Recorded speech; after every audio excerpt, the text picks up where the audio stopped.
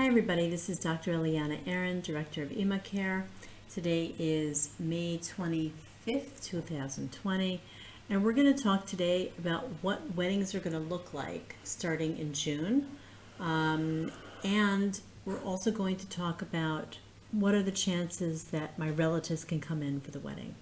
So first I'm going to talk about where we are right now with weddings. I think a lot of people have seen the videos of street weddings where, you have 10 people and now it's 19 people, and then it was 20 people, and now it's 50 people. And it's very limited. There's supposed to be social distancing. At some point during the shutdown, weddings were only allowed to have immediate family members, and it was limited to 10 people. So obviously, we're in much better shape now. I think it's up to 50 people, and 50 people are allowed to gather indoors, but a wedding is still supposed to be outdoors. So 50 people's a small wedding, especially for the Orthodox Jewish community, where 50 doesn't even cover the number of family members that you have on one side. So this has been a real challenge for people, and we are now approaching, as Shavuot is coming this week, we're now approaching the real wedding season for the year, which is the summer. And a lot of people have wedding plans. Most people who are Orthodox do not postpone weddings. So just because there's a coronavirus doesn't mean that weddings are being postponed. But we know that we're not going back to business as usual anytime soon. So in the opening of wedding halls, which is planning to be starting on June 14th, there are going to be new restrictions and new criteria for having a safe wedding during the coronavirus. The reason why this is important to talk about is because Israel is ahead of the curve in terms of the Jewish community around the world. Most countries are still suffering from very high numbers. And the model that Israel has, if it's successful, could be a model that could be implemented in other places as well. So it's a nice thing to look at and to see if it's going to work. So the first thing is that in Israel, every business and every event hall, every company needs to have something called a coronavirus or a COVID officer. That person is supposed to be hired from outside of the wedding hall or the business to be objective and to make sure that the standards that the government has set for safety are being maintained. And that person is an outsider, and they are signing off and making sure that the regulations are being upheld. That's a real comfort. Even synagogues are supposed to have a COVID officer. And that's a comfort because it means that there is someone who is responsible, and that person has to sign off to the government that the facility is safe. So basically on June 14th, there will not be a limit to the number of people you can invite to a wedding. That being said, each wedding hall has a certain limit to how many people they're allowed to have. So we know when we go into a public building, there's usually a sign somewhere that says the maximum occupancy of this facility is. So for wedding halls that have a maximum occupancy of over 200 people, they're not allowed to get to more than 85% full of their registered maximum occupancy. For smaller venues, up to 200 people, they're allowed to get to 100% as long as they have a certain number of square meters per person. And that measurement does not include areas that are not being used. So you can't say, oh, but the parking lot adds another 100 meters. That doesn't work. It's just the active space where the party is being held, not the service areas, not the parking areas, but where the guests are actually staying. So you have to maintain a minimum of the number of people per square meter in any given facility. Another thing that's going to be different is that all guests of weddings and events, all guests of weddings and events will have to pre-register. That means before they even get to the hall, they will have to fill out a contact form so that if contact tracing is needed, so if there is a guest who has coronavirus and maybe doesn't know it, that there is a way to easily contact all the people who were there and to inform them. So we need contact tracing. We need to be able to contact all the people who are coming to the hall. They have to be pre-registered, and they have to provide a certification of health, that they don't have fever, that they haven't been exposed to anybody. They have to provide all of this in advance. When they get to the actual hall, they still are going to go through a temperature check, which is done through infrared, and symptom checking when they arrive. Okay, so that's very, very important to understand that that process is going on. That process happens now when you go into many stores anyway, so most people are used to it. When people are waiting in line to be checked before they get into a wedding, there have to be markers so that there's not a lot of gathering at that entrance, because it could end up being a bottleneck. So there have to be markers so people wait 2 meters away from each other. Masks are required at the wedding the entire time, unless you're eating or drinking. So guests have to wear masks. We'll talk about the staff. They obviously have to wear masks too. Social distancing is required as much as possible. Obviously, if you're sitting at a table with people, you can't really socially distance, but they do want social distancing. There's a certain amount of space, 1.5 meters between tables, and that is also going to be required. They want, actually it's required, that high-risk people and elderly people are seated in a separate area. The Ministry of Health has said that this area should be actually with a barrier that's walled off from the other guests, and that means that they are separated from the population. Frankly, the population that most of the time has coronavirus is the younger people, and that will help to protect the more vulnerable populations and the people who we dearly want to come to our weddings, but are higher risk. So that is required as well. Dancing is recommended only for young, healthy, low-risk people. That's a recommendation. It's not a requirement, but it is a recommendation, and it's a pretty strong recommendation. I was at a wedding with about 600 people about a week before the restrictions really started, but coronavirus had already sprouted up in Israel, and I was at a table with a bunch of English-speaking people, and all of the women, every single woman had a little bottle of alcohol gel. None of the men did, by the way. I don't know why. But we were continuously, sterilizing our hands. And when the dancing happened, most people at the table were not comfortable doing that at that point. None of us were elderly. But we realized, touching a bunch of people in a close, tight space is just not a smart thing to do. So we did not dance. We were not related to the people who had the wedding. We were good friends, but we did not dance, we did not hug them, and we did not touch people. So that was something that was an unwritten rule of our table. And when we're passing food to each other, we were cleaning those utensils. In many halls in Israel, it's not routine to even get a serving spoon or a serving fork for the communal dishes that are in the center of the table. So very important to ask for that, but also important to realize that that's a shared space. Everyone is touching that same handle.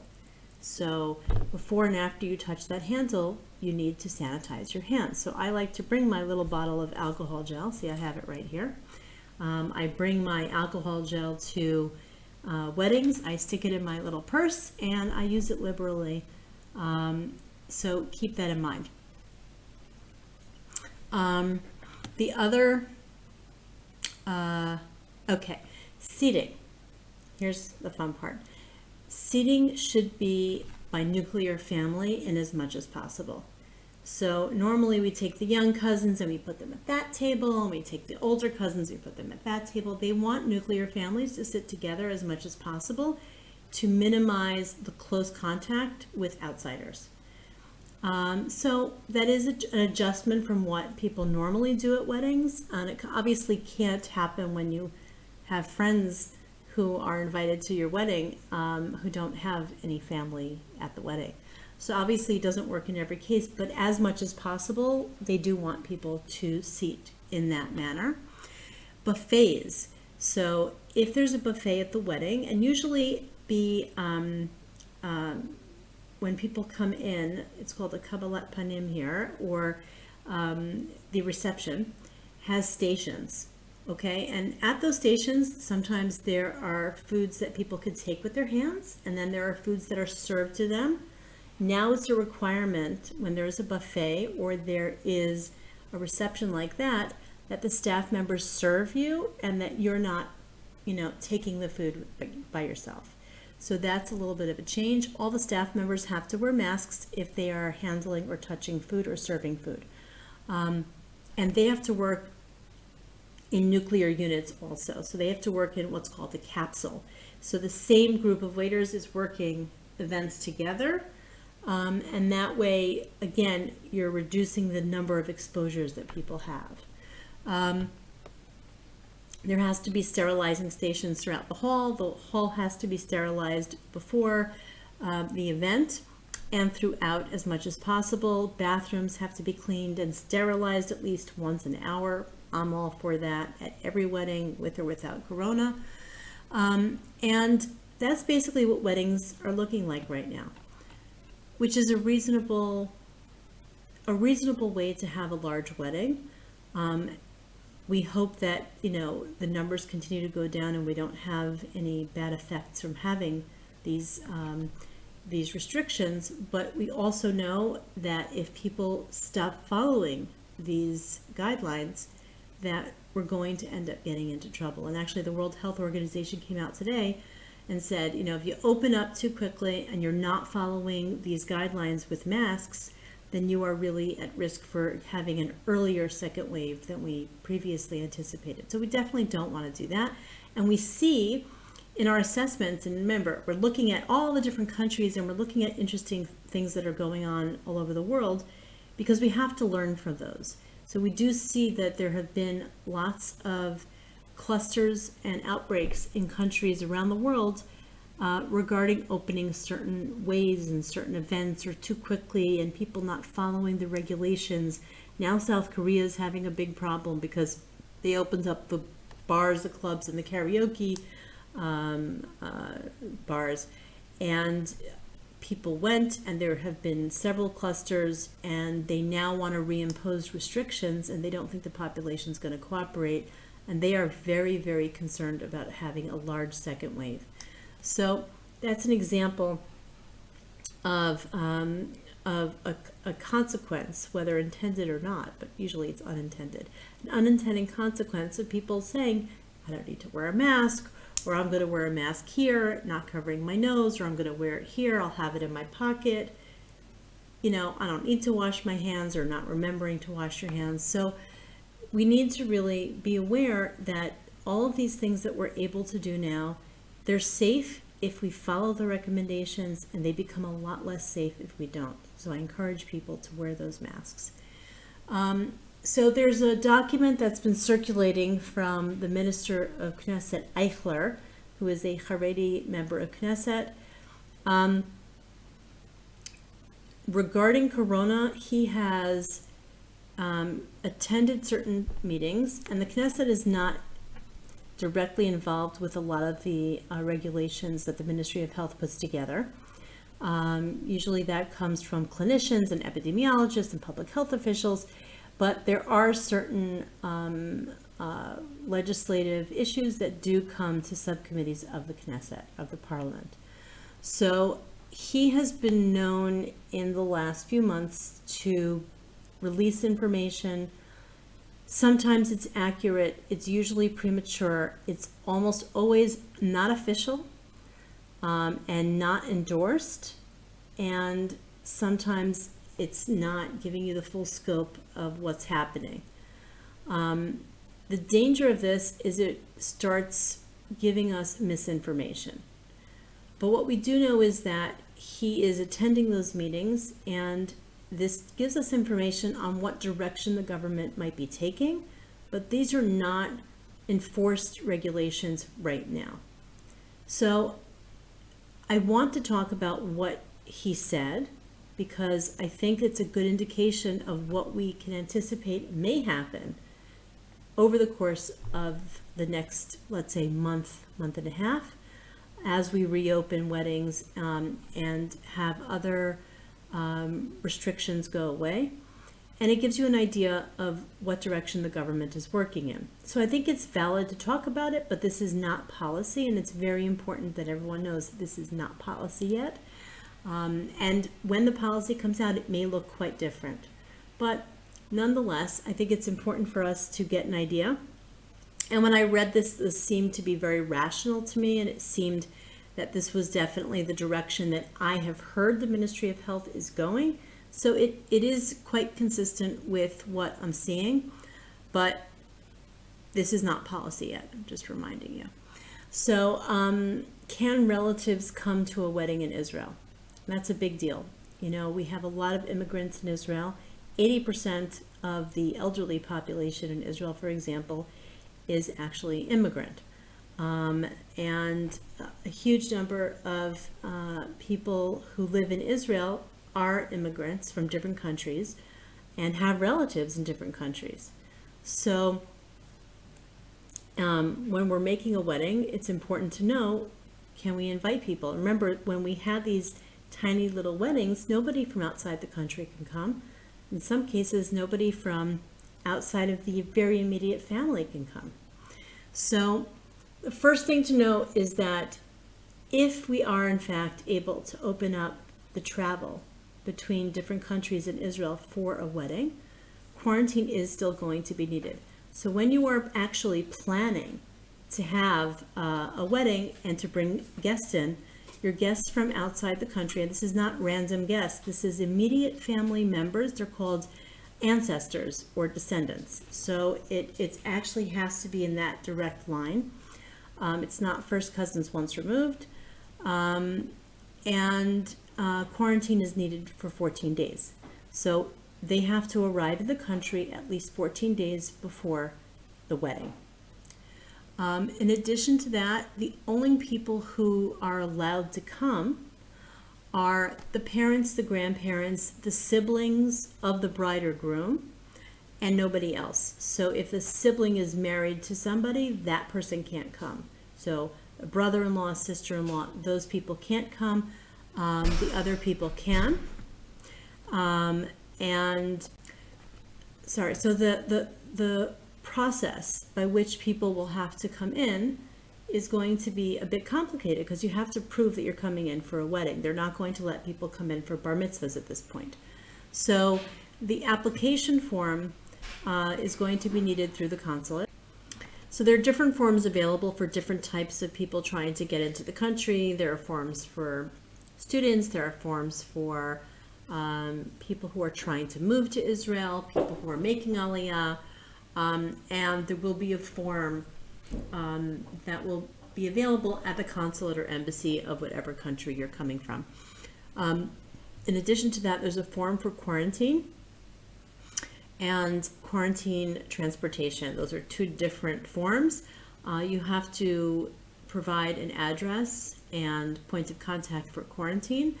You have to verify that that location of quarantine meets the criteria of the Ministry of Health, and that you're going to get to that place not through public transportation, but through either a taxi or a private vehicle when you exit the airport. So that's the baseline. And by the way, when people come into the country and go into quarantine, the police actually do check. They check that you are in your location. They do a head count, and it's a random check. It could be once a day, it could be twice a day, it could be every other day. There's no pattern. They do that on purpose so that people don't leave. I know people who had quarantine checks an hour or two apart. So keep in mind that people who violate quarantine will be subject to prosecution, possibly fines and things like that. The passports of all travelers will be needed. A wedding invitation will be needed. Proof that people have started registering their marriage is needed, because frankly, I could go on to, the computer and create a fake wedding invitation. But once you're starting the process of registering the wedding, which happens before the wedding, obviously, that process is an official process. It indicates that there actually is a wedding in place. So that's very important. You also need to prove your direct relationship with either the bride or the groom, and that's very important. And none of these are applicable if the bride or groom at least is an Israeli citizen. So if the bride and groom are both from Switzerland and they decide we're going to get married in Israel, that's not going to work. If they're both residents of Israel but not citizens, it may not work. And if one of them is Israeli at least, then these rules will apply. Hopefully, we're hoping. So you need that ID and you need an airline ticket.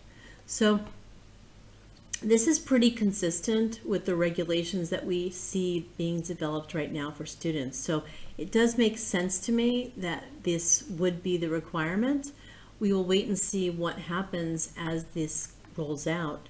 And hopefully by the time July comes around, or maybe August, this will be opened up to more relatives. And of course, once the tourism industry opens up, then it will be open for many more people. This is Dr. Eliana Aaron, Director of EMA Care. I hope everyone has a good day and stay safe. Take care.